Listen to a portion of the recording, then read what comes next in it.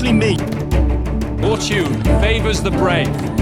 All we have to do is deliver a letter to Lord Otto von Bergov and ride back again. So I wouldn't expect much excitement there.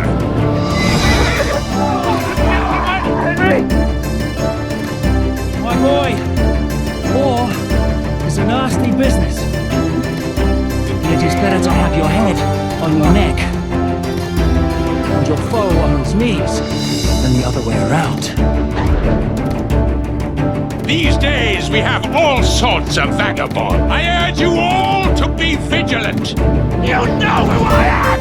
You play the game, but you don't understand the rules. And in the end, you'll lose. Sigismund is mustering his allies and their armed forces to Kuttenberg. You have torched all our fortresses and carried off everything that we possess. Now! Are we seriously gonna wait? Cower in a corner? Or are we gonna drive them out in shame?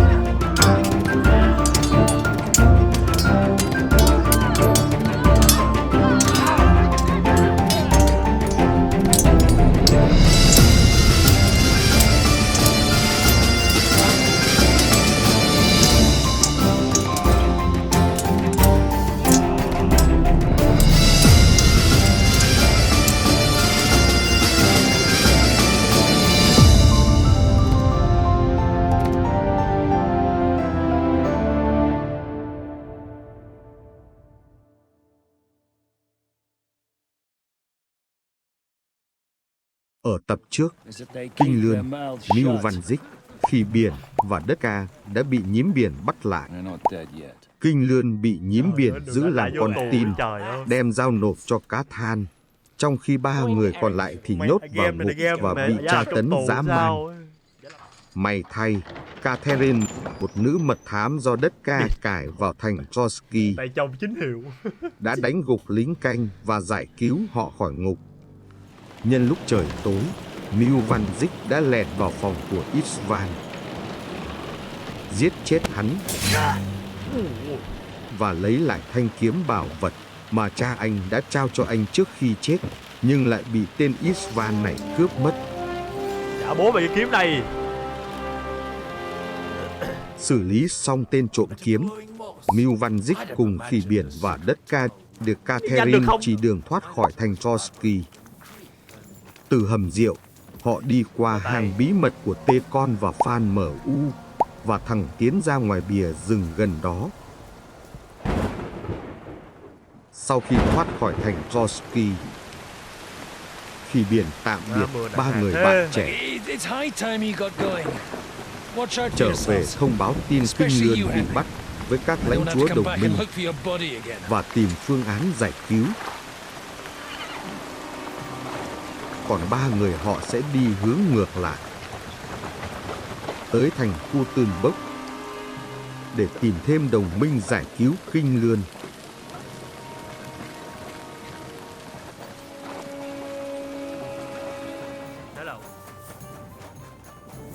Mai cũng say rượu đi ra vậy trời. Greetings to you. Liền thịt. Làng nghèo à.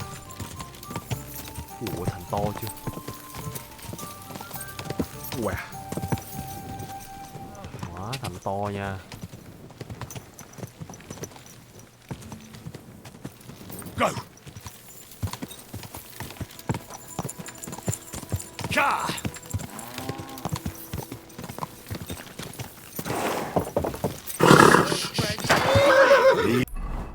Kuttenberg. Ồ, tới rồi. Easy, good. Ôi, những bộ giáp. Ôi.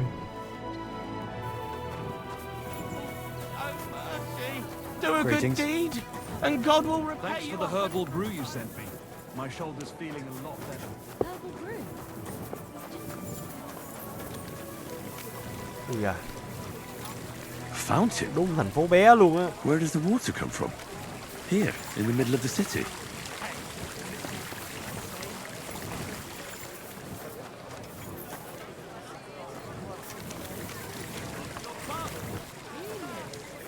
Hard to believe you're still Do you single. still have any of your brother's clothes? Sure.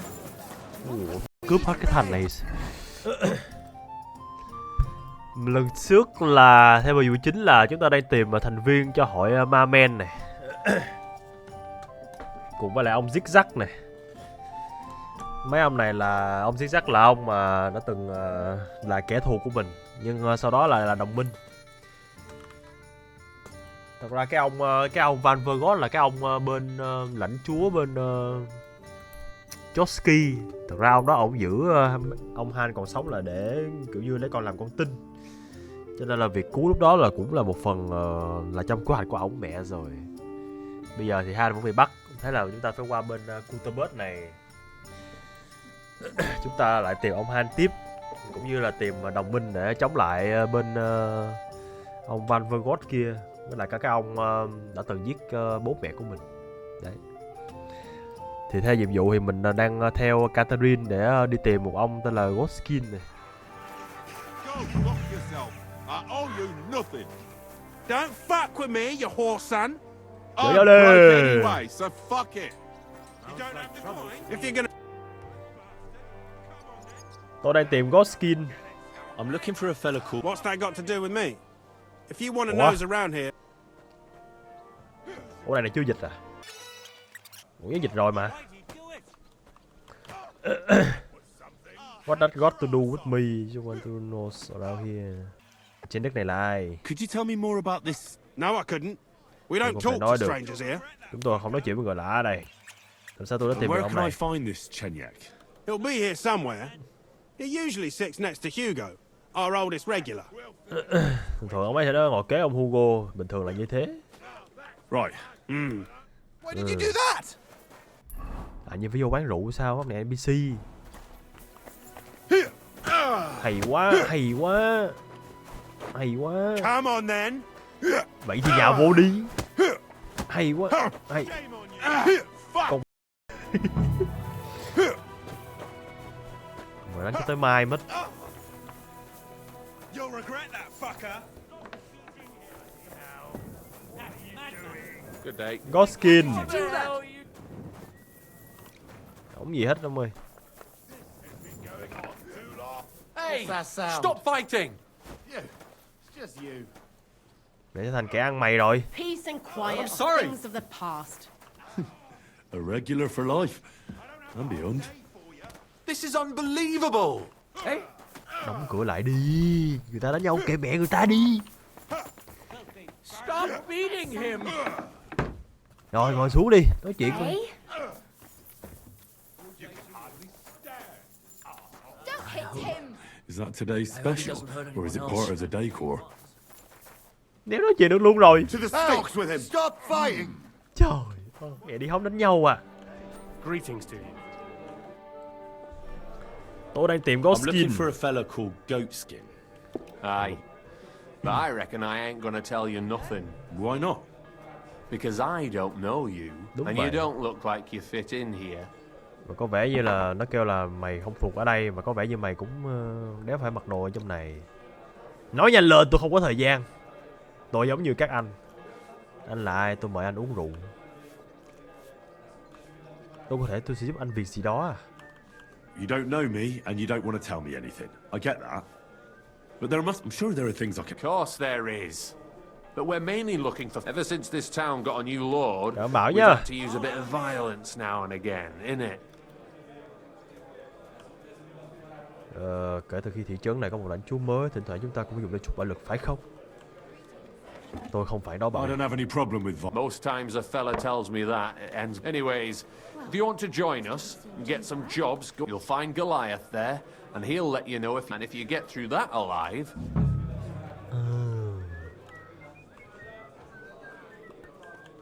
Anh thấy chưa đủ sao? Who are you? Well, All right. Những But thứ why đéo all nào that lại bảo horse tôi shit không about phù hợp? whether I'd fit? look at it like this. Although folk usually think we don't... Grand. Thôi hiểu đi. Thử hỏi đến này không nhỉ? Rồi. Để coi nó kêu mình làm gì. All right. Phải tạo niềm tin cho người ta thôi. Đánh nhau với Goliath. Trời ơi. Nào.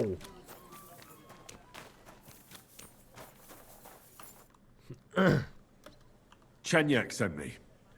He said, You, if it's watching, first take that kit off.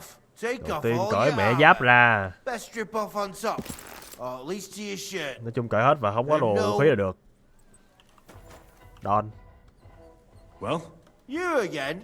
First take that kit off. Take off all your armor. Biêu thịt. Bắt cởi thiệt luôn à. Rồi vậy được chưa? well, You again. Come on then. Mày đánh đâu?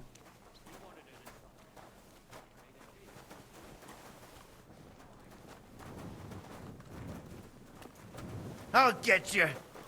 Mày. Ây da. Ây da, đúng đỡ đâu. Watch and learn. Mày.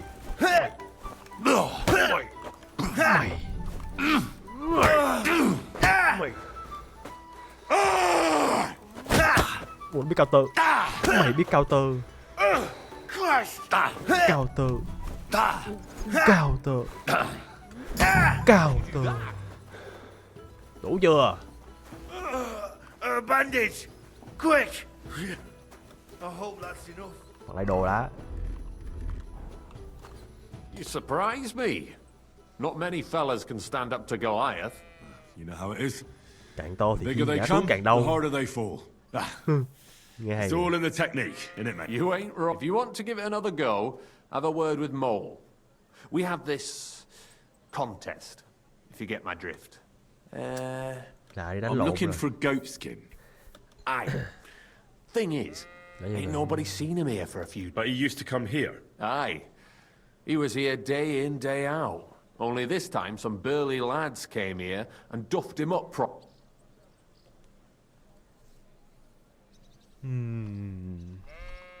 Tức là bị đấm rồi à. Do you know the men? No.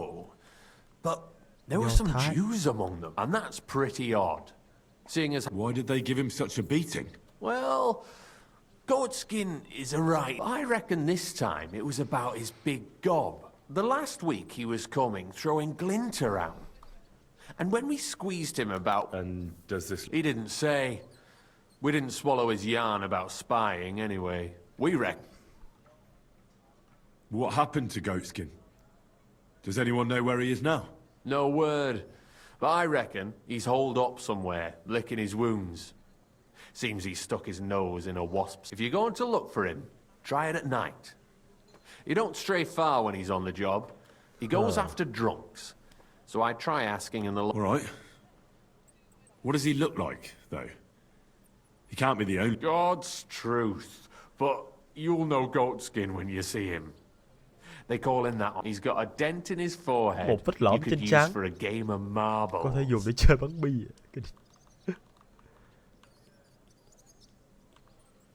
Tìm luôn. I wish you luck then. Once you're done. Dù sẽ sau hãy đến gặp chúng tôi, có lẽ cậu là một gã có năng lực. Chúng tôi cùng người như cậu. Ôi giời ơi, ok luôn đi. So what kind of work do you... A job worthy. Just a little test to see what is Wycliffe's first thesis. Hả? Thế lằng năng. When our Lord Jesus Christ commanded us to repent, he wanted to... Well done, brother. Second question. Which estate has the greatest reformatory potential? Cải cách dân thường. The commoners. Correct! The Reformation must start from the bottom and ignite like a flame in the hearts of all, so that in the end the Holy Church itself will be set ablaze with purifying fire. Cái cách phải bắt đầu từ dưới lên, như ngọn lửa bùng cháy trong lòng mọi người, và cuối cùng là cả giáo hội cũng sẽ bị thiêu rụi trong ngọn lửa thanh tẩy.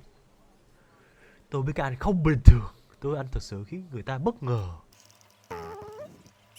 Nói này chắc chắn là bị trừ này.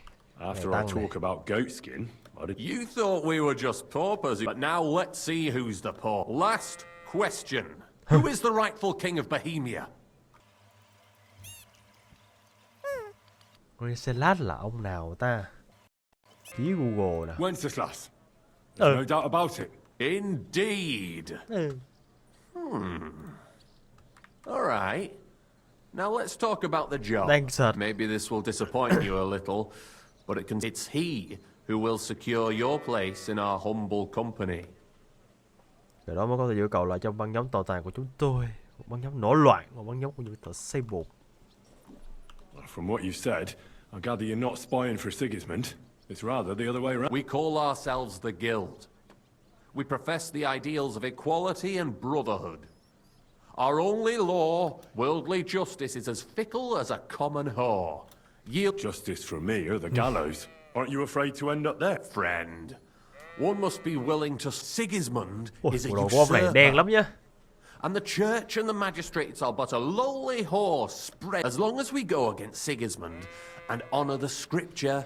What if I go and tell the bailiff you're calling him a whore? Just out of courtesy, you know? Go ahead. Perhaps you are one of the lucky ones who are not harmed by sick. Maybe you don't mind selling a piece of... As for me, I will go to the town hall with my head held high. But you... Don't worry. I think the same of Sigismund. Tell me about your operation here. We are who we are, and like the early church of Jesus' apostles, in unity and fidelity to his word. I'm in charge. I plan all our missions. Goliath is the muscle. Knuckles, well, he mostly complains. But he also knows that we're all equal. We want to drive... How can I join you? You want to join us already? I don't have to... That's great. We're not particular about formalities. Let's just have a beer. Here's to the guild. To the guild. Nào, cái mũi sao uống? Hả? That reminds me. I'd like to throw a feast for the poor. The bigger the better. Didn't you say you were just ordinary people with no money? We are. And this is where Sigismund comes in. That was a good one. Me? No. Listen carefully. Sigismund seized land down in the valley, right under our noses as a prop. There he stores fancy foods and gifts for sausages, smoked meats, foreign spices, fancy delicacies from Italy, Hungary, Slavonia, and all the others. While we're eating porridge, and you will steal all the food you can carry. And as a nice token, let's see... Nothing.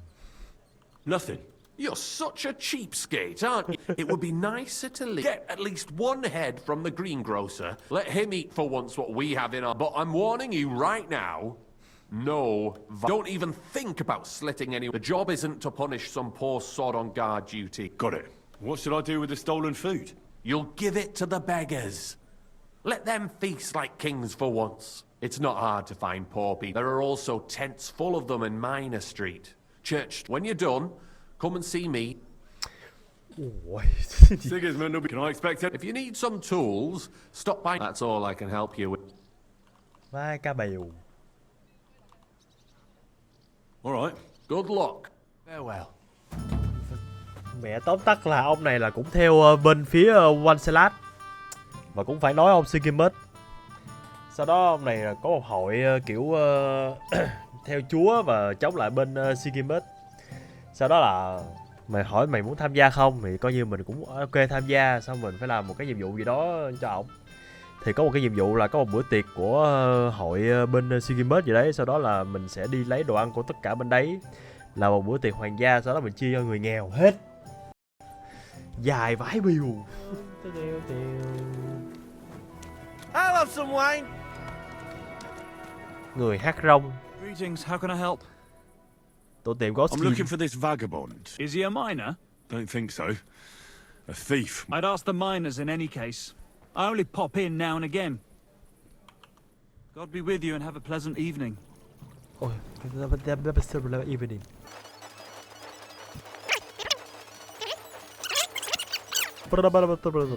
All right, man. Tôi đã tìm ghost skin. I'm looking for a bloke called Goatskin. Do you know him by any? Goatskin? I've heard of him, aye. Tôi từng nghe nói We rồi. ain't no saints, and he ain't interested in... Tôi tìm ở Any đâu idea đây? what? Hard to say. He hangs around, and the word is he's got some wench in the bathhouse in the À, Harada. nhà tắm Round à. the corner from here. Ok nhá. That's all I need. Take Yeah, care, kidder. and have a pleasant Why you evening. just standing there? Uống rượu bia sao mà còn tới nhà tắm nữa. I've Kìa, got tới đây. a canny job for you.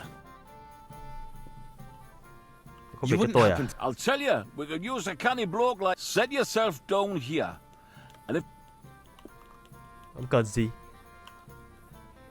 What do you want me to? A cout lad. A strong bloke. I can see... I see. I mean, and that's just why... Nó kêu mình đi mai à? Đi đào à? Gaffer of the St. Yakkers. Aye. There's a heat only now. Chủ thuê mỏ. Ồ. Backcast, you say? Aye, trouble. Fast. Shoot fest. And every shaft has its own champion. Winning is a great honor.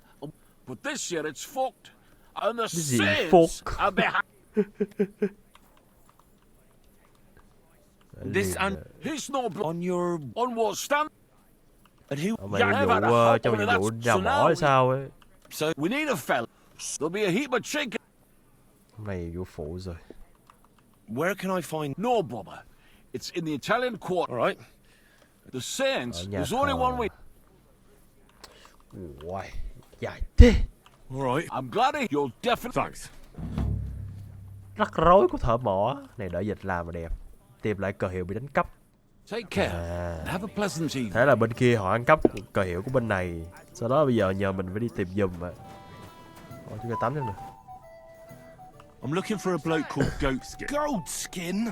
Ghost That skin. lousy bastard Thằng rots chó my nó customers. mẹ ăn cắp mẹ Deutschers mostly. And they're the very ones khách hàng của tao. that pay best. What's... Tệ hơn nữa là tin tức đã lan truyền. Nếu cậu bắt được hắn, tôi nghĩ tôi muốn giải quyết một số chuyện với hắn. Tôi sẽ trừ khử hắn nếu cậu muốn, nếu ngài muốn. I reckon we're talking at cross purposes. We really are at cross purposes, besides the Germans. And I reckon he has friends in high places, because he went straight to the city council.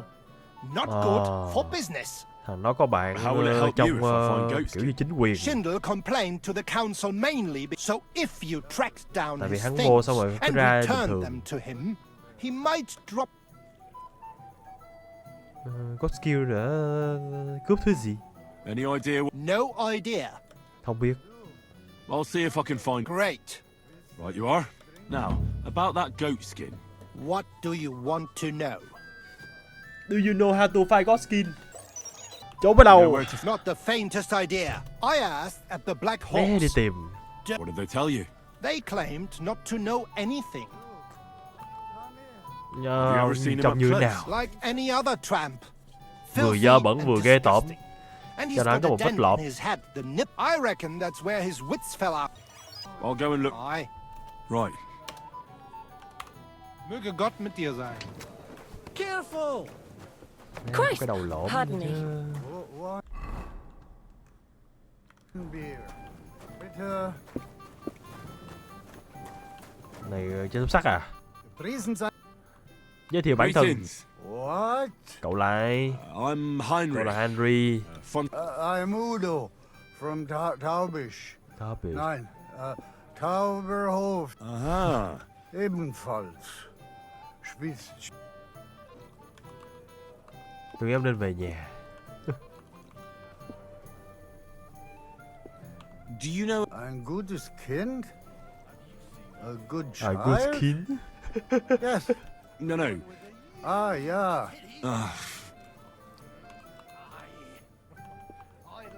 Ai da. It's been a pleasure. Klar.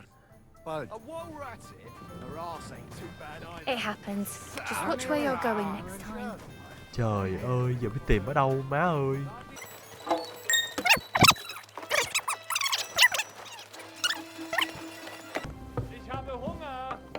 The Lord be with you. What? Thương nhân Đức sẽ đến đây chứ. Do you get a lot of German merchants? We used to. From unfortunate.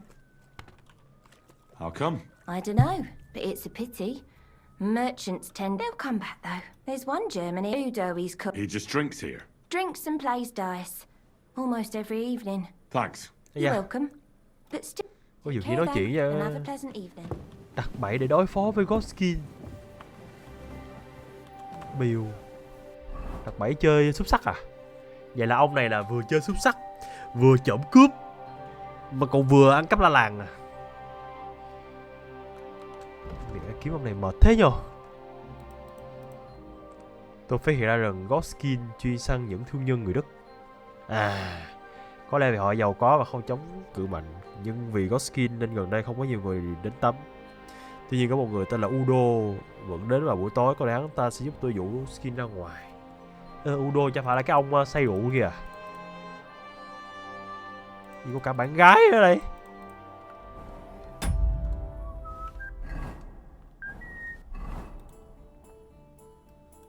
Bạn gái có Skin. Khúc nào vậy?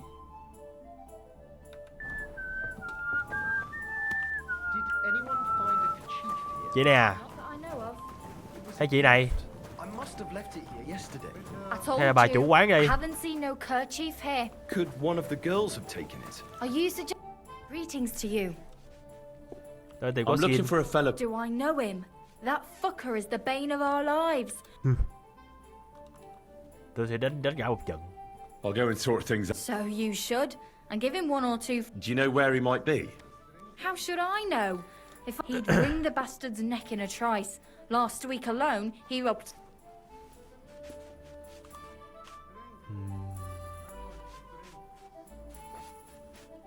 Could you tell me where it... Hard to say. You know how it... But it usually happens somewhere near the Black Hall. The bastard stays clear of them. Uh-huh. Thanks. You're welcome. I reckon he'd be keen to...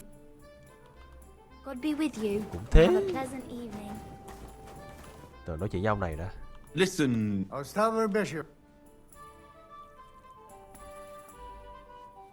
Giờ phải dụ sao cho ông này đi dụ rồi. Where is it? God in Himmel. I have Exact. What are you... Earning Geld. Holes? Holes. You bring wood here? Yeah. I didn't expect to meet it. Tới mua gỗ à. Phải chơi xí ngậu với ổng hay sao ấy. I think it's about... Ây da.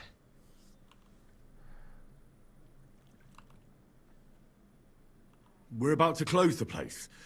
You should go home. So. Don't worry. Yeah. Gott mit Ja, dir sein. ja.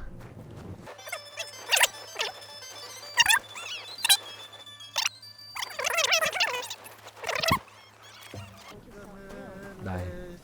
Đi theo ông này là được.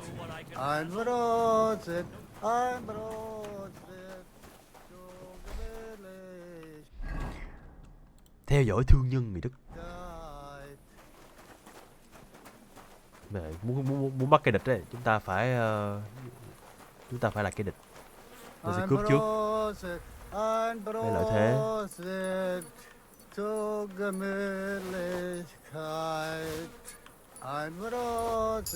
Đấy. Đâu rồi? Was willst du? Pass my... What's going on here? Chuyện đéo gì đây này? Nó muốn cướp tôi. I can see that. Tôi thấy mẹ rồi. Yeah. This is some mix-up. If I'm not mistaken, you're goat skin. Mẹ tối thế. Yeah, that's me, I have a couple of questions for you. Look, I didn't. I never told nobody.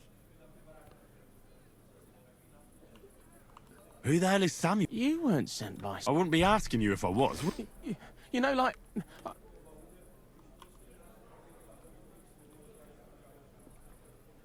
Tôi biết mọi nơi ẩn náu à. Ui, 30 luôn mà. I get that. But do you think they'll just forget about it? Until... I could help you with that. If you help me... That sounds, you know, tối promising. But I still... Coin shouldn't be a problem. How much do you want? Not much, if you score... Here you are. Right, well, I like talking. I heard you were spying for some nobleman. I was doing nothing but, you know, like, spying for 2 weeks. Who is this Samuel you're He just hired me. He's one of them lot. He was nice to me till I started blabbering. Cho khi ta bắt đầu nói nhiều. Do you know where I could find this? Go to that, you know, synagogue. He hangs around it in front of it, and people... And evenings he sits around at the King Solomon. It's like a, you know, a... Watch out. Mẹ tối vai biểu. Have you ever heard... what exactly did he... I don't know. I just remembered a funny... And you call your... Watch it, mate. I remember... Jeez. What is it you... Mostly I was standing guard in front of that palace. Yeah, I was watching for who was going in and out. And what went on? Well, people was coming and going. All sorts... I was good at that. And there's another thing. What happened to them? Where? In them secret, you know, tunnels under the city. Ah. Tunnels? Secret passageways? I ain't blathering. It's in the passage. And if you give me a knowing your way round, you know...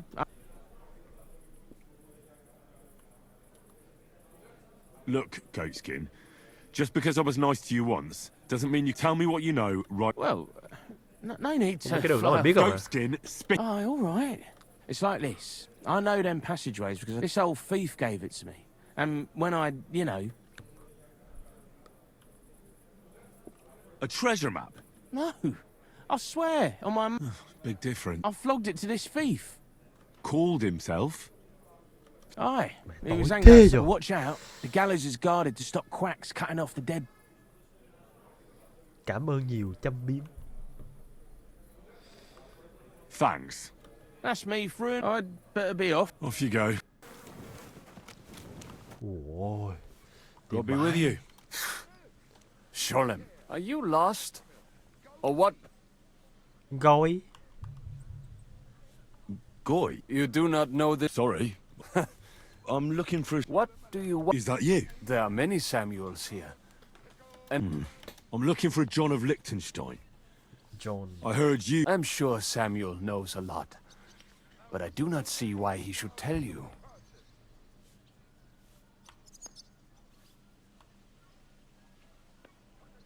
Because I know a lot as well? Me and Samuel can exchange interesting Why do you think I already know more? You're the first person I've met. It is not pleasant to know things. So what I need is someone who... All right. An exchange. I have this one problem. Lại vấn đề. Tôi là người phù hợp. Your people. You are no better than my people. But unfortunately, they... I understand. You probably know that my people face outbreaks of hatred from time to time. Usually it is started by some scum spreading rumors that we eat Christian babies or poison wells. Those are usually... That is what I used to think as well. It would make sense at least. There are those who do it just out of spite. And because they can get away with it. We are not Christians. We're not even people to them. But enough of that. I have heard that such people are meeting in an old abandoned house. I need someone to get among them. Find out what they are planning. Nè, cái gì cũng tới tay của mình vậy, trời ơi. Được rồi, tôi có thể. All right. Agreed. They usually meet... Right. Not morning. Evening. But you just said... At the start of the day. My day starts when 3 stars appear in the... Not that those bastards care. I reckon you can still catch up with if you get them to let you join them. Try and find out, and you'll have fulfilled your...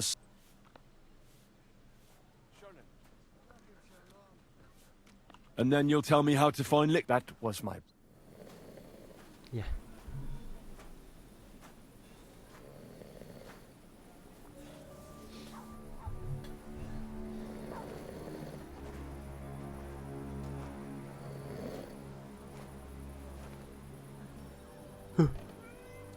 Mẹ nó còn tỉnh nè.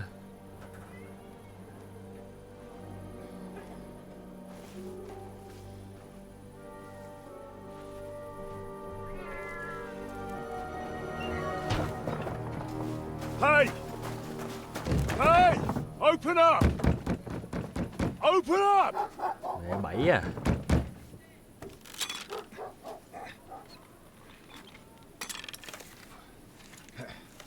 very well.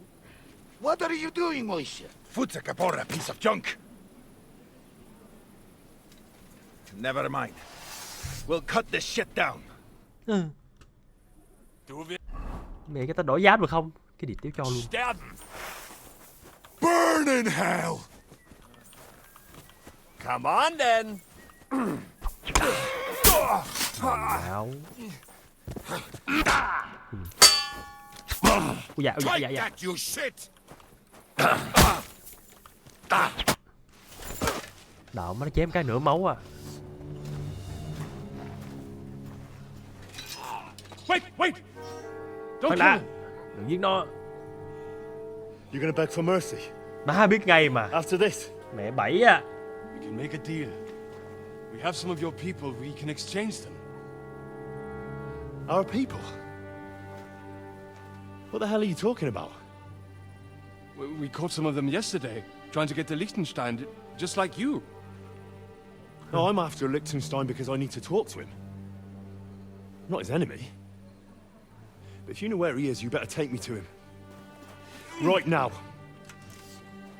I have my orders. I'm not supposed to let anyone near him. Especially not someone who just beat my two best men. Mạnh nhất. I'm not a fool.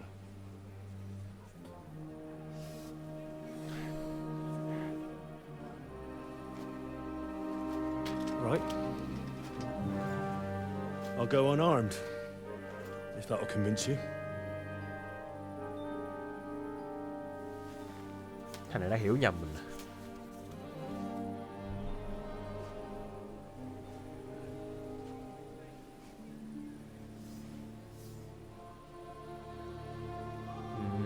Nhìn thấy chữ M sợ liền. I'll trust you. But in return you have to trust me. Mẹ nhớ tin mẹ đi Can't phục see kích. where we're going. All right. But no tricks. Mẹ sao tin vậy? Those are the rules. Ây da.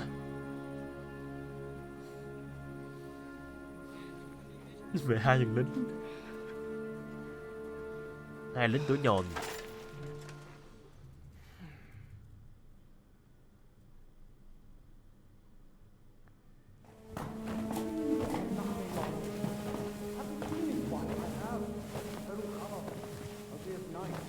Wait. Who is that somewhere?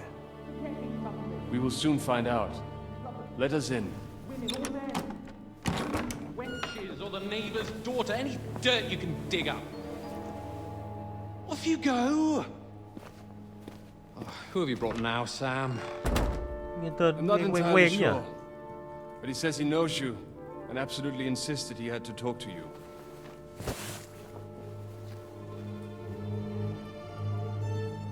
Ah. Of course. Henry. Lord Capon of Perkstein's page.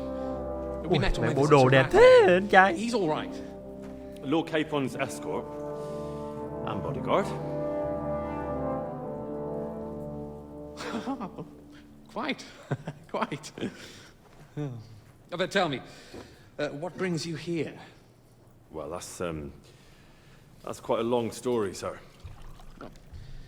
I've got plenty of time, and actually I enjoy long stories. You know why? Because they demand a lot of wine. Uống luôn.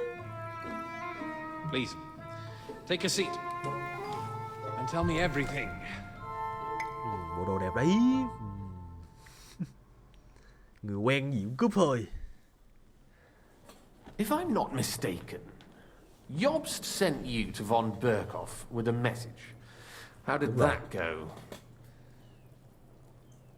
Nói ngắn gọn. Nói ngắn gọn đi. In a word, badly. Oh, how's that? I hardly know where to start. I'm lucky to be alive. In any case, neither von Berghoff nor the League of Lords are planning to join Jobst. Good God. I need a drink now.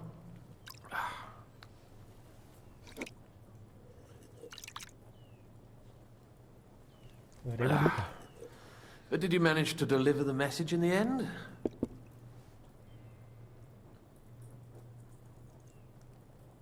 Đó thực sự là một hành trình đầy hồi hộp, chi tiết, tóm tắt. We did. And? What was von Berkoff's reaction? That bastard first used us, and then wanted to get rid of us. We only just avoided being killed. Sacre. So there's no chance the League of Lords will turn against Sigismund? No chance. On the contrary, von Bergov and von Aulitz came here to Kuttenberg to be at Sigismund's beck and call. Christ. And what are you doing here, actually? I came here with a man called Zizka. Zizka? Jan Zizka of Trotznov? Aye. He's called Jan Zizka. Of Trotznov. Well, blow me down. Zizka is in the service of Prokop of Luxembourg, King Wenceslas's cousin. Aye, we found that out as well. What was strange was that his band was infiltrated by Istvan Toth, if you remember. That rat from Talmberg. What was he doing there? Turned out he was spying for von Bergov. But he didn't do a great job, fortunately. Otherwise, I wouldn't be here.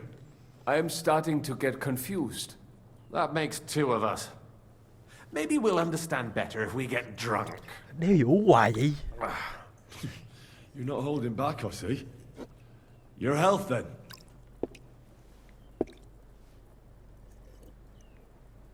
After Zizka took us prisoner, it finally became clear we were on the same side, and Istvan had to flee. So the fucker's still alive? Not any longer. You?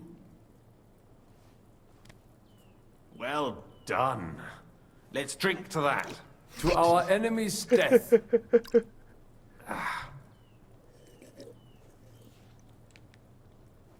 Nếu không may rót mà cứ uống hoài. Just when we thought we were out of the woods and Istvan was gone, he appeared outside the walls of Nabokov again, with von Bergov and Markvart von Aulitz. Von Aulitz was on his way to Kuttenberg with reinforcements for Sigismund. And with the finger of God. With the what? A bombard. Good lord! Have you ever seen one? I hadn't, until they used it against us. I've heard about the bombard. An infernal weapon. Then what?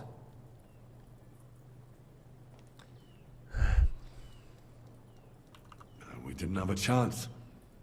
They blew the tower to pieces and took us all prisoner. They took us to Trotsky and tortured us. But with the help of a woman who works with Zizka, we managed to escape. Zizka. That man always has a trick or two in reserve. Thank God.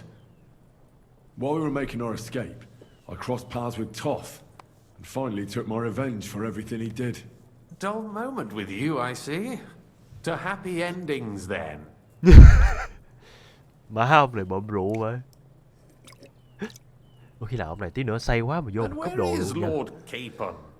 Or should I call him the Prince of Poachers? Well, the most fitting thing to call him would be hostage, because that's what he is now. A hostage? That's right. Von Bergov took him with him. And that's why I'm here, in fact. Your original plan went badly awry, I must say.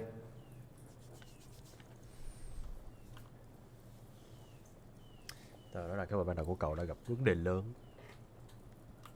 Well, it could have been worse. That's the way of the world. For my part, I'm forced into hiding, as you've probably noticed. They're after me as if I owed taxes.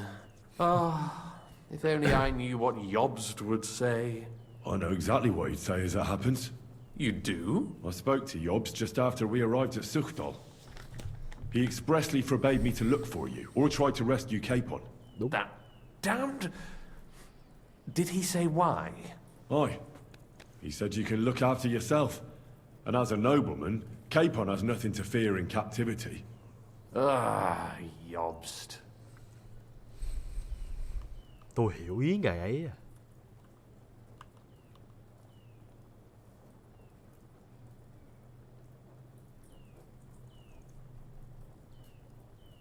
Ra là cũng hiểu ý thật đấy. Nhưng mà phải đi tìm.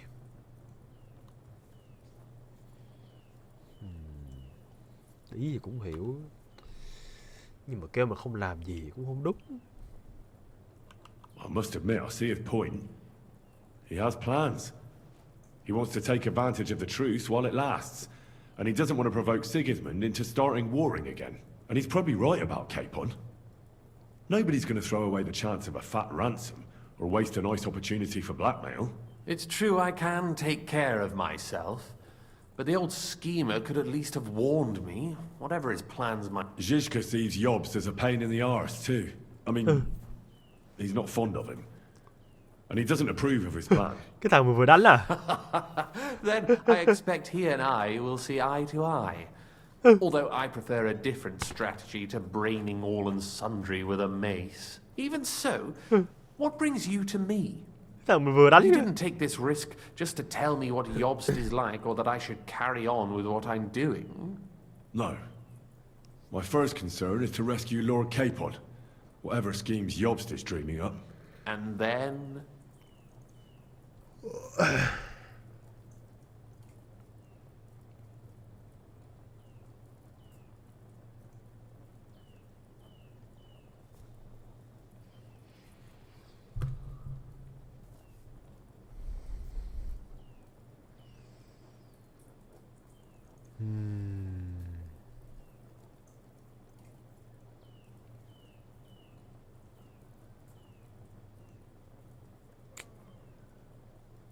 Nên nói ông ta.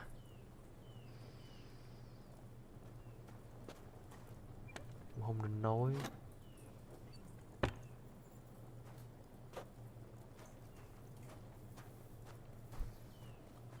That's all. Nevertheless, let's turn the page. Capon. How do you plan to free... That's exactly why I came to see you. Oh.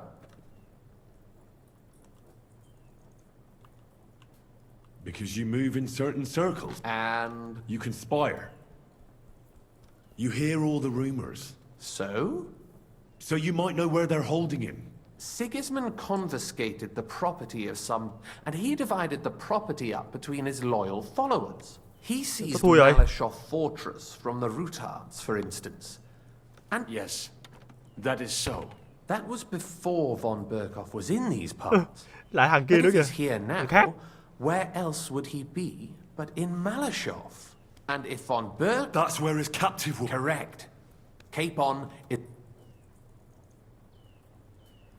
Well, it'll be tougher than I thought. I admire your key... But that is the most insane idea of... You can't just launch an assault on Malashov.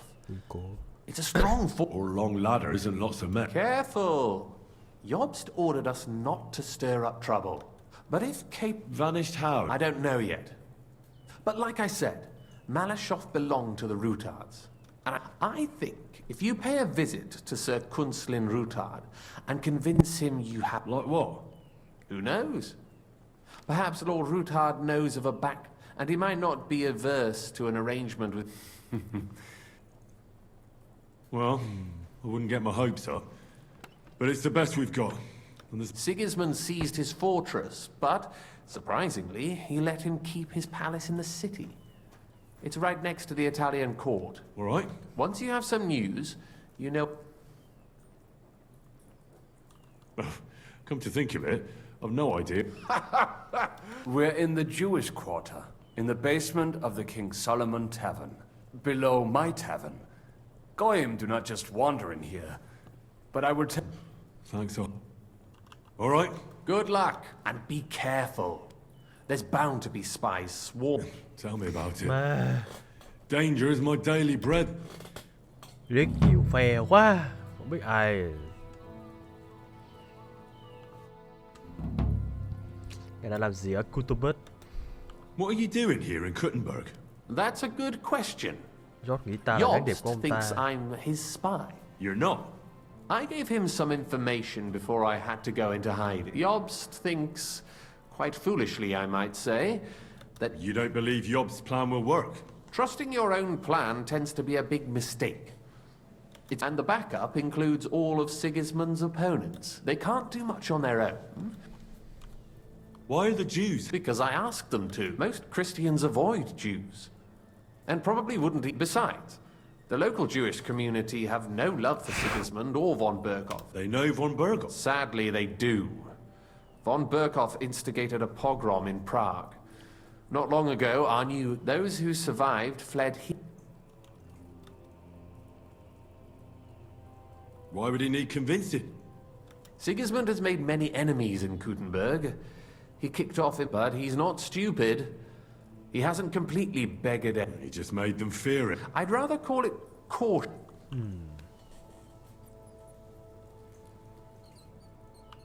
It's complicated. This isn't just because they can't... So you're sending me there to... You could say that. If it works out, Như cuộc chiến it will be a vương quyền. great accomplishment. Má ma men đầu môi. Janos and Adder are back, so that's a reason to... Làm vài sĩ nào. Let's have a toast to... Toast! To pytam się jej, czy nie chce wskoczyć na konika. Adder, for fuck's... A wiesz co ona mi na to? She says she don't understand. Shut the fuck Ủa up! má, câm mồm lại hết đi. A co ty taki wrażliwy? Didn't? He's thicker now. If Henry let him choke any longer, he'd be drooling on it. Chcesz mordę? Shut up! Fucking hell. What biting your arse, devil? Huh? I wanted to say I'm glad you and Adder are back. No to my się sami napijemy. Yeah! You should raise a toast to Henry. You'd be...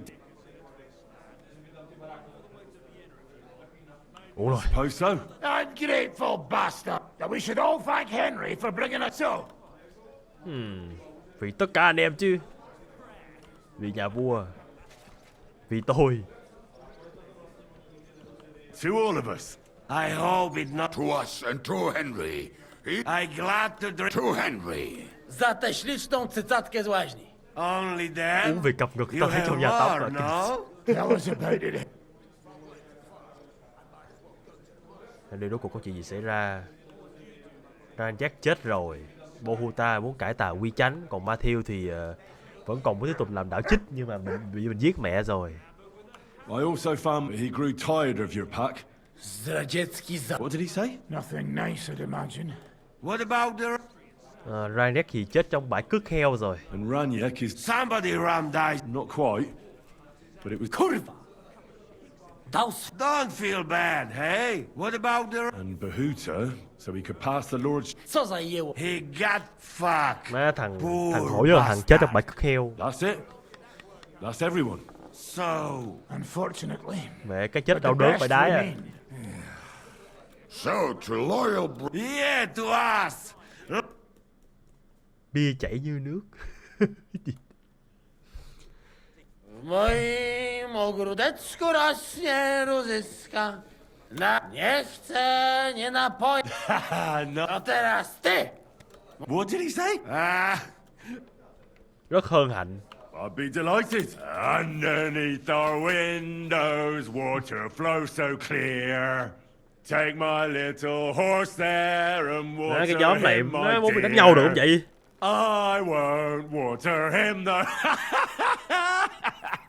No, I can't. Cudownie! Henry, my friend. A mnie nie? You most, my sweet Adder. No to wypij! What did he say? We drink. Cũng luôn. Of course we'll drink. Two last drop, Henry. That is the way. You tell us some... Fellas. I could not say it better. Amen! Mẹ ói luôn mà.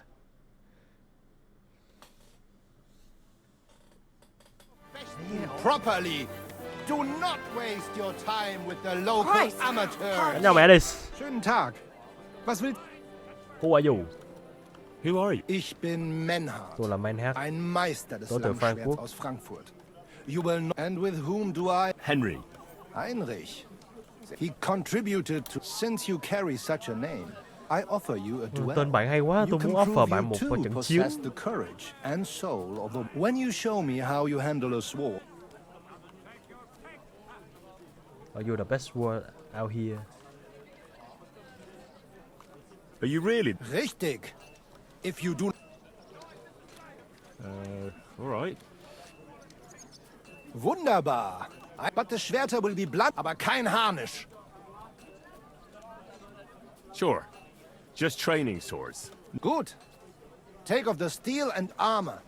You can keep your gambeson and let us get to work. Ôi chết mẹ rồi. À cái gì? À nó kêu mình cởi giáp đao chỉ để kiếm rồi. Đấy bìu giờ. Mẹ nghe như bị lừa ấy. Lưu game cái. Here in Kuttenberg. All right, Menhard. Good. How about Vetter? For some groschen, yeah? Naturally. Good. We have spoken. So, Heinrich, are you ready? Yeah, I'm ready. Let's do it.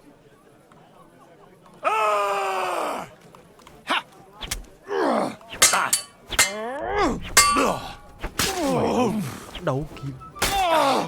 Đấu kiếm. Đấu kiếm. Đấu kiếm. Ui da. Like that? Sword. Oh nein. Verdammt. Ui da, dạ. Nó mà trâu á.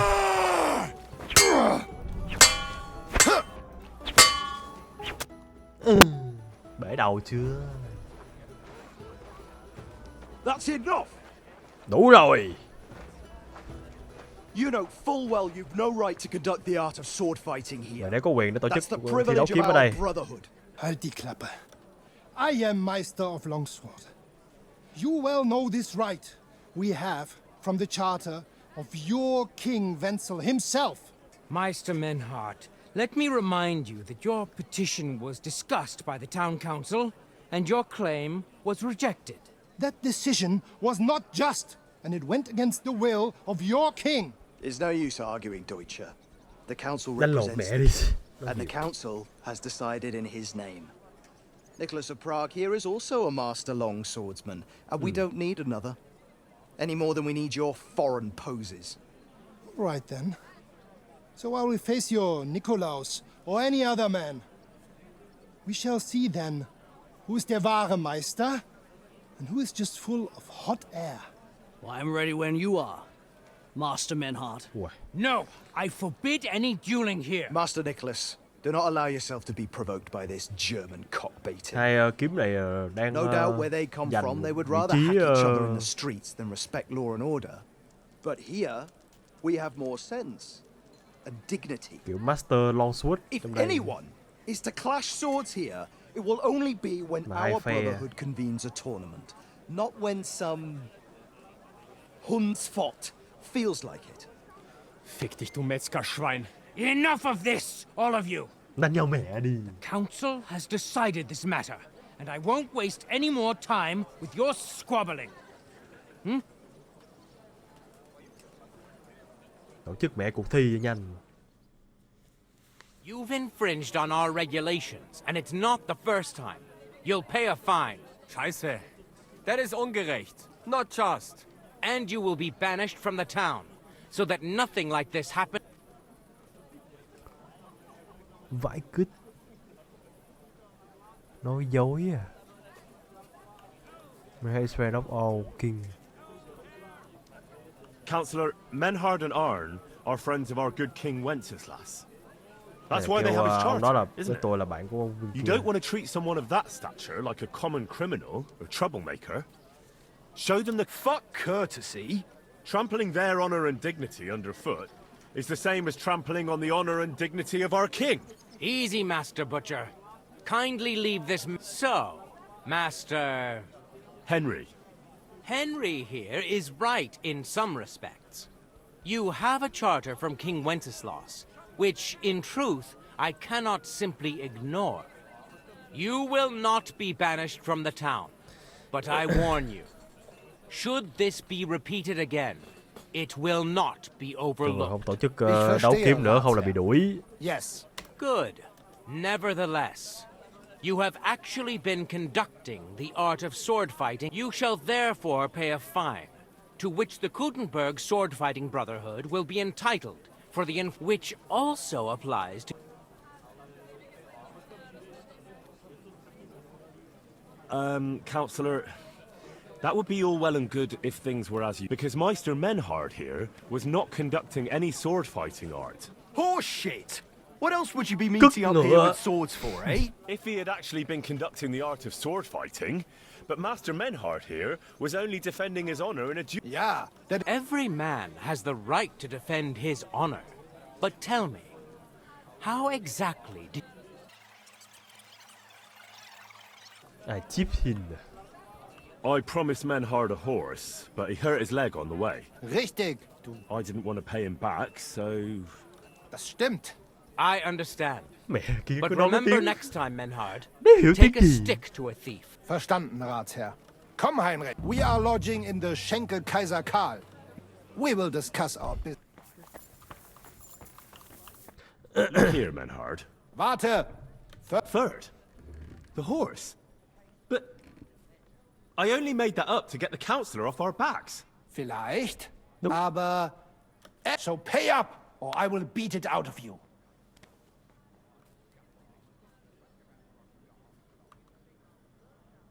Mẹ nó giữ chuyện cho nó mà. Mày đùa. Do you mean that? Or are you just pulling my leg? Naja, biết kẻ nó just đùa. ein kleiner joke. Auf jeden Fall, thank you for standing up for us and dealing with Friedrich. It is good we do not have to leave the town or pay any geld to... Auf jeden Fall. It Kiếm is vài not tập luyện. over yet with those Hỏi sao nó cho Kuttenberg mình We must kiếm do chém the lâu thế. smooth possible. Ra cho đi A kiếm cùi Meister. vậy. Richtig. Listen, Menhard. Tell me what it's all about. Ja. Just the bare ngắn gọn thôi. bones, please. Klar. I had a chat I from have a King counsel Wenzel to set from up. King Wenzel to set up here and lead a Bruderschaft der Fechter.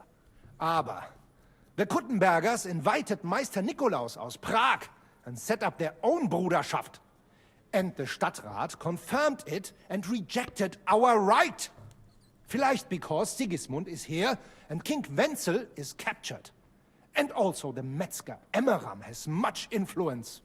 That is why I muss mich duellieren with Nikolaus and the anderen to defend my guten Ruf and mein Recht. Má, vừa tiếng Anh vừa tiếng They gì ấy. have refused, made cowardly Cái excuses. gì mà in the room mà want tao to vẫn get chưa rid sự of ngu uns. ngu gì ấy. But our right remains. The Charta vom König Wen... Ja, we cannot just walk away and allow this öffentliche Shame to continue. Menhard, ich habe das Idee. Aber Problem ist, we need a third Mẹ man. nói một tiếng được không? Aber jetzt Nói tiếng Việt đi. Schicksalsmeister. And Heinrich ist hier. Heinrich will Greifenasser an der Arme. Ein einfacher kleiner Einbruch and we will beat them in their own game. What's he saying? We need your help, Heinrich. Nói chung là tao cần mày giúp. You will Henrik, have cái to điện do a đọc có little sai tên fact mình nữa. for us. It is an easy job, keine Sorge. Nói chung là cậu chỉ cần giúp chúng tôi thôi Henry à. Cậu sẽ phải làm một vài gọi là việc trộm cắp ở đây. Nó là một việc rất là đơn giản. Nhưng mà tôi muốn biết là mình đang làm, tại sao mình phải làm việc đấy. Look here. If you want me to go breaking in and stealing, đúng rồi. You better tell me Nếu mà what mày for. muốn tao đột nhập và cướp thì mày nói chi? Mẹ nhỏ kia đứng nghe lén à? It is not exactly stealing. Nó không chắc phải là chắc chắn là trộm, nhưng mà chúng ta chỉ mượn một tí từ Kuttenberg, sau đó sẽ trả lại. Because để our tôi làm được. Gesichter are too well known around here. Bởi vì So we have to ask you. Tụi You will not Augusta get in kia any trouble from biết this. rõ về tụi I tôi quá. promise. Because we will show we are in the right. Believe me. All right, you can... Wunderbar. Also Zug, Arne. Đúng rồi, đừng nói tiếng Đức nữa. Es ist so. You must break into their sword fighting hall and steal their Gildenschwert. Guild sword. They must not see. Mình phải đi tới You cái can hành recognize the sword sicher. It is surely a cái khán đài kiểu đấu kiếm để you cướp must một cái hang kiếm it gì đó của on ông the nào đấy. Rathaus for alle Bürger to see. But no one must see you. No one must see you. To go at night. Verstehst du? Nhớ đi vào buổi đêm. I'm starting. The Kuttenberg swordsmen display their guild sword on the town hall to announce that they're accepting challenges, right? Except they would never do that themselves, so we'll give them a little nudge. Exactly, Heinrich. Nói chung là mình đi cướp kiếm, hiểu rồi. All right. Wunderbar. Yeah. Gut. Agree. I'm done. Was darf's heute Morgen sein? Cái kiếm đợi ngày đó rồi. Ông vẫn còn nợ tiền tôi chỗ Wager kia. À đúng rồi nhỉ. Menhard, before Friedrich and the rest came. Das stimmt. Fortuna smart, but it is true. You won. Danke, Menhard. Nè, không nói quên luôn á.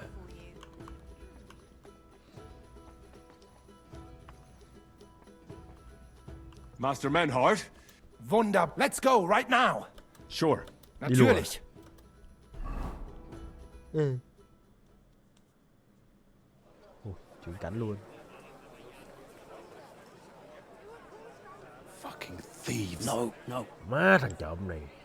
We can't take it back now. We'd look like fools. Chúng ta phải lấy nó lại cho như mấy thằng ngu. Na, was haben wir denn hier? I see the Kuttenberg Bruderschaft has made a challenge to combat. Tôi thấy là bên đây là chuẩn bị muốn một trận giao chiến. So, I see you have endlich worked up the courage. There's no need for mock. Wunderbar. Genau. We accept your challenge. Well, since we've arrived at this point, listen up. It's time. Besides, it will only benefit our town if the best of the sword-fighting masters takes charge here. Nó cũng có lợi khi mà nếu mà một thằng xài kiếm giỏi shall win the right to lead chịu the trách nhiệm ở đây hơn. sword-fighting brothership here. That will bring a just close. By allen Heiligen, you have decided why. No way! You can't do this, Friedrich. We set up the sword-fighting brotherhood. Stay.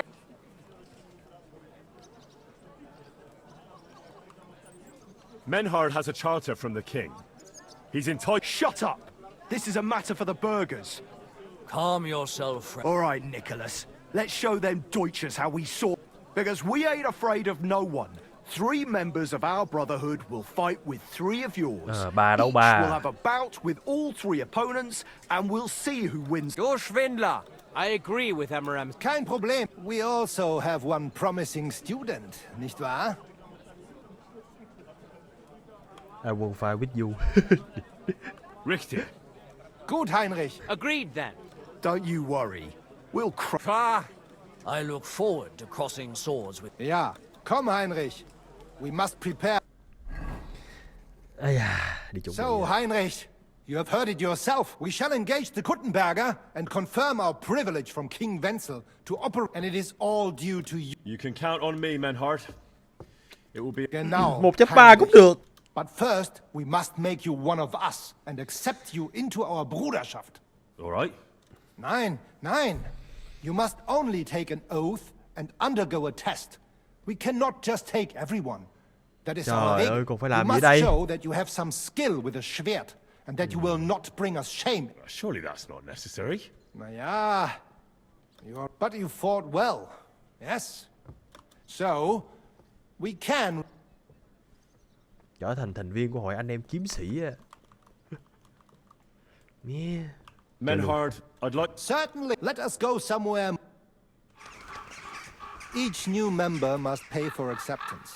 But in your case, còn phải trả tiền. Since you have helped us. Danke, Menhard. And now, I will be on. Neil, hör gut zu.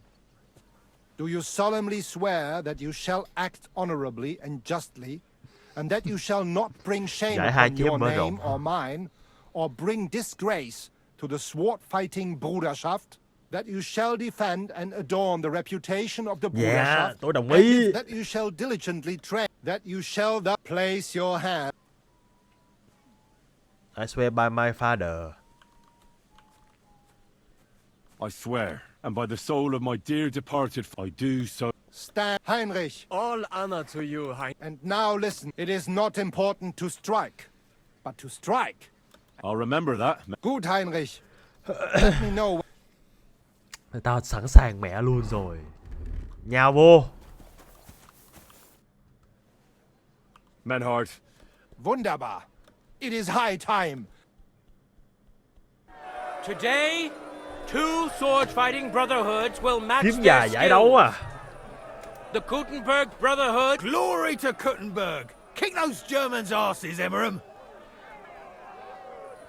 And the Frankfurt Brotherhood? It is an honor to be able to show off our skill in front of the whole Kuttenberg. The reason for these duels is the dispute over the right to run the local sword fighting hall and the associated brotherhood. The local brotherhood was founded by Emerham the Butcher and his associates. What they did not know, though, was that King Wenceslas had tasked Master Menhard to... The king ain't here, Emerham is! The Brotherhood belongs to the Kuttenberg... And since... So... A wise decision by the council. Let the best master lead our brotherhood. The duels will be fought with long swords and in light armor. Each dueler will face each on the opposing team. And mình cũng thế luôn. The Brotherhood whose members get... Vô mẹ As is đi. the law, if there is... And in case someone gets seriously injured, the bathmaid will give them the care they need.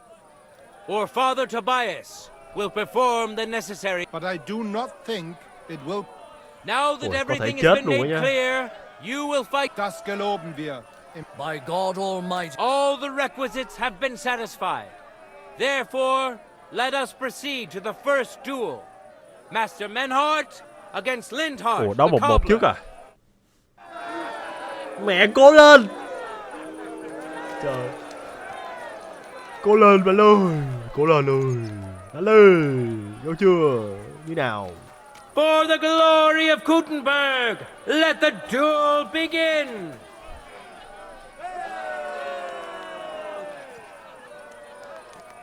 Hay. Mày.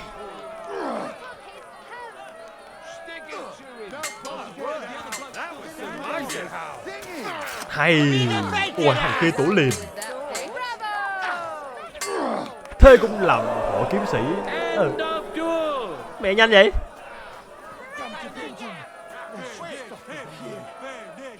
Today's first victory goes to Master Menhard. Thằng đầu tiên là battle thuộc về ngài Manhat. Or if Lindhard can even the score.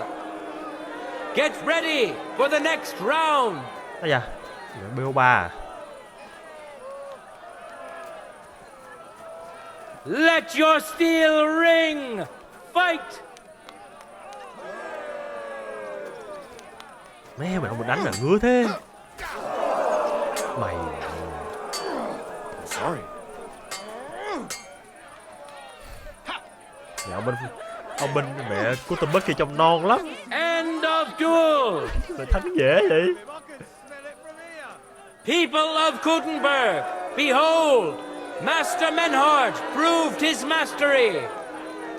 He defeated Lindhard for the second time, giving the Frankfurt Brotherhood its first victory. Ngầu quá. Mấy ngông vàng và chờ trận đấu tay đôi bắt đầu. Moreover, Lady Fortune has a difficult task in store for Lindhard, because the lot drawn determined that the next fight will also be his.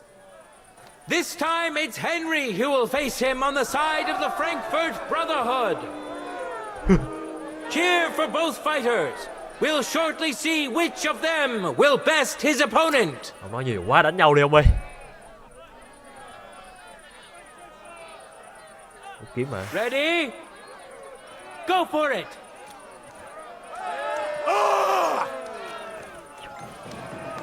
Ủa, nó muốn kiếm được kìa. All yours.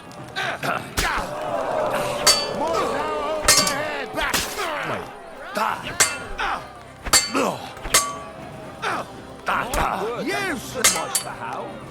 End of duel. Lady Luck is certainly not on Lindhard's side. Nhanh vậy. Henry wins the first duel. Thằng này tuổi lộn ông à. Swordsmen, để tôi. get ready for a new duel. Let's see if the winner can keep it up.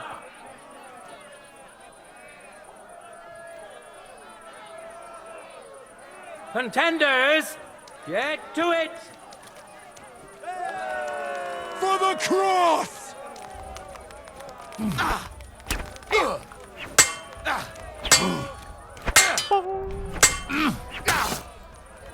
End of duel. Sao hả? Henry shout Linhart. Who's the better sword fighter Trời again? ơi. That makes the Thế second cũng làm họ victory làm for the tiếp. Frankfurt Đánh Brotherhood. chân kích.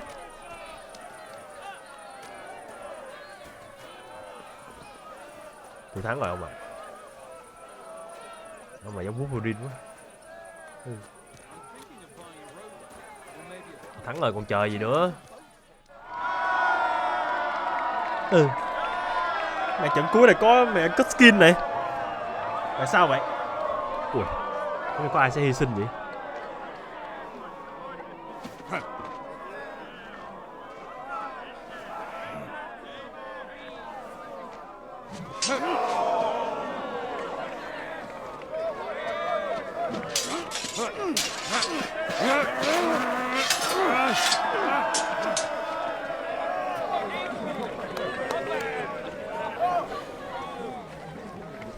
Vậy cũng được chứ.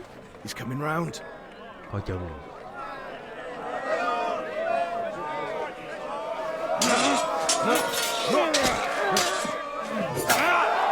Ây da. Zum Teufel. Ủa. And the victor is... Nein!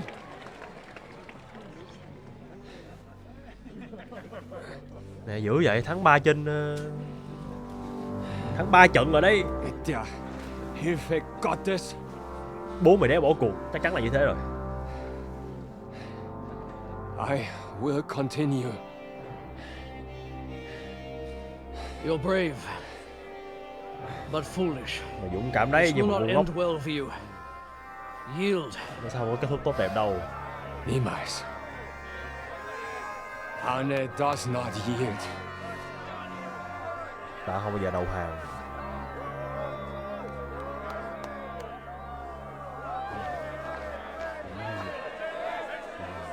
Nó đánh được 13.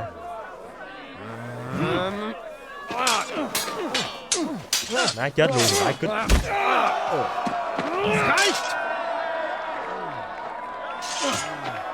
This Gefecht is over. You win. You acted with chivalry, Master Menhart. But intervening in a duel is a breach of the rules. There is no choice but to disqualify you from the tourney. Mẹ, phạm luật xong bị đuổi luôn mà. Bị loại luôn nè. Mẹ đúng là sạp kích. Mẹ thắng mẹ mấy trận rồi. Sao bị loại? Ông này bị chém thì thua mẹ đi. Mình thắng thôi mà. How does it look? He's badly shaken up, but that should improve in time. At first, I thought I'd have to send for the priest, but he had more luck than sense. Tôi tưởng là phải gửi cho ông cho nhà thờ rồi nhưng mà có vẻ may mắn hơn. Nein. The good news is the blade missed his eye. Tin tốt là cái vết kiếm nó không dính mắt. I hope in time mà cái kiếm cắt lên trái này cũng rất là nhiều vấn đề. But I can't say for sure. In my experience, it's in the Lord's hands. Send Có for thể là the mất best physician in all of cả Kuttenberg. Schnell. quan sát I will mà pay alles. Rest còn tùy assured, thuộc vào Master Chúa. Menhart, we will send for him as you command. I am sorry that the whole affair has taken such an unfortunate turn. I will pray for your companion's health. Danke, Friedrich. Aber what about the duels? Beruhige dich, Arne. Yes, that's what I came here to clarify. However, I expect on account of Arne's injury, your brotherhood has forfeit the fight. Nein, Menhart. Du musst keep fight.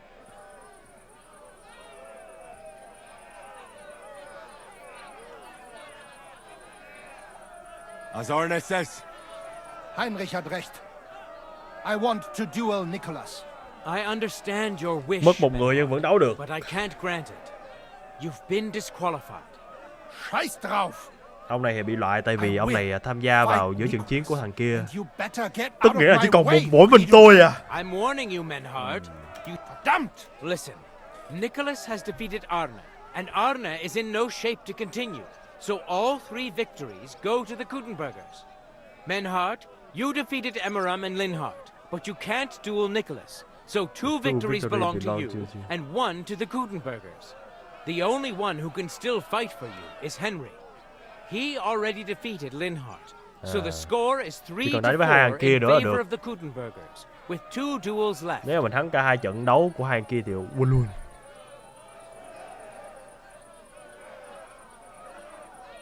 If I beat both Emiram and Nicola... And moment. Ôi, I did not để fall tôi. Nikolaus. It is Mày not nhóc. right and honorable for Kuttenbergers to get the victory for this. Humor me, Friedrich. Aber if we win, I will repay you sehr gut. All right then.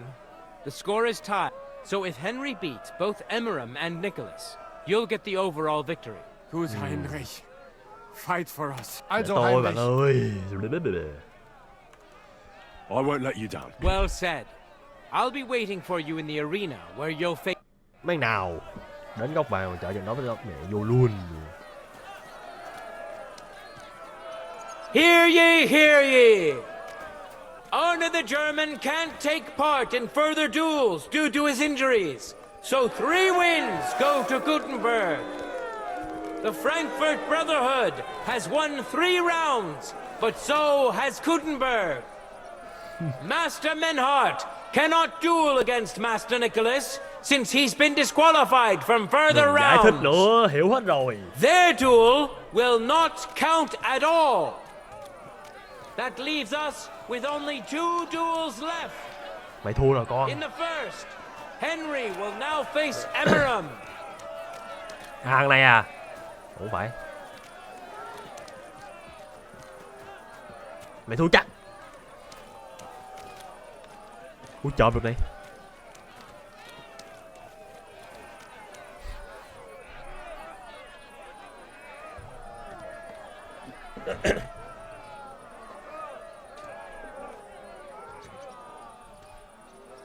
No time to lose. Không lãng phí thời gian nữa. To it. Vô con mẹ tụi bay đi.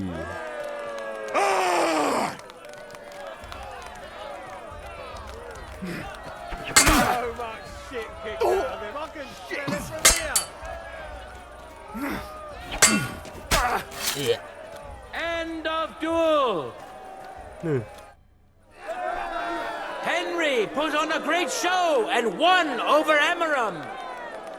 Even Arne's severe injury doesn't seem to have broken the Frankfurt Brotherhood's resolve. Let's see if Henry can keep it up Tụi này mặc in giáp the mày ra second chịu được thêm mấy round. đòn.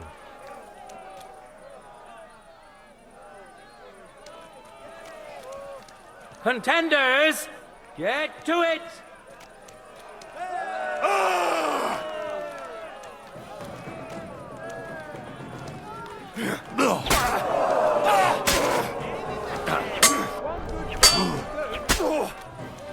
End of duel. Look at that. Henry remains unbreakable and undefeated. Anh người ta kiếm gỗ chắc là cân hơn He đấy. defeated the Butcher again. That's another victory for the Frankfurters.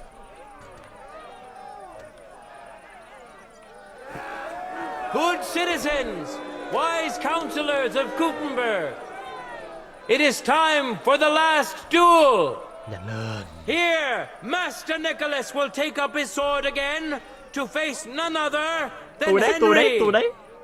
The current score is 4 wins for the Germans and 3 for Kuttenberg. If Henry can win, the match is over. Cái giờ này là xong mẹ luôn. Bộ râu nhìn vướng quá anh trai à.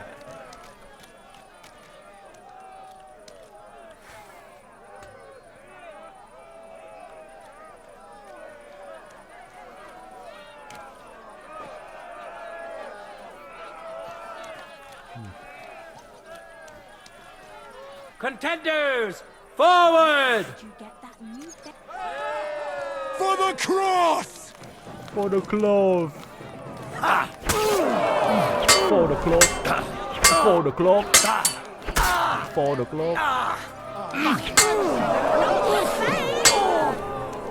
End of duel! Nhanh vậy. Unbelievable! Master Nicholas is defeated. Henry is now in for a really tough fight I can see that Nicholas is burning with eagerness to get revenge. Cơn giận để trả thù. Here comes his opportunity. Trả thù cái méo gì? For the glory of Kuttenberg, let the duel begin. For the cross! Ha! End of duel. How incredible and truly unexpected. Master Nicholas is defeated for the second time. Was it the doing of luck, or did Menhart make Henry a true swordmaster? Either way, victory and glory are Henry's. All of the duels we should or could have seen today are over. Now, all that remains is to settle the very matter that inspired the duels in the first place. I invite both brotherhoods to step closer. Revered counselors, righteous burghers of Kuttenberg, two sword-fighting brotherhoods have clashed before the eyes of God, and it was a spectacle. The Frankfurt Brotherhood secured 5 victories against the right to run the local sword-fighting hall and to teach the art of the long sword. That was the task entrusted to him by King. Thus is it settled before witnesses and by God's will. It's just like Friedrich said. The council is in agreement on this, and we'll instruct the scribe to end. Let this dispute be. Thank you, Friedrich, for finding justice and for overseeing them. We would like to invite all good Kuttenbergers to come and learn. Fuck! We built the sword fighting hall with our own money. You can't just take it from us. As for the money you invested, you'll be duly compensated for your good service to the town. And I'd like to remind you that you have sworn to submit to the outcome of the duels. I won't forget this, Friedrich. Heinrich, let us leave Meister Metzger with Friedrich and go to Arne. Menhart, I had word sent to Master Torwart to expect you at the apothecary shop. He's also currently hosting the famous physician Sigismund Albuquerque. Hab vielen Dank, Friedrich. Good day, Meister Menhart. Oswald Torwart, Magister at your service. Gut. Arne hier braucht deine Hilfe. Ông này trông quý tộc quá vậy. Beruhige dich.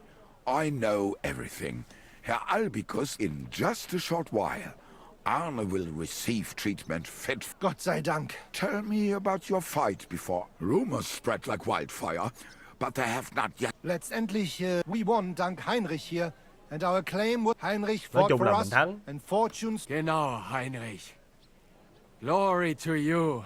Henry. You have gerettet our... And to defeat Meister Nicholas too?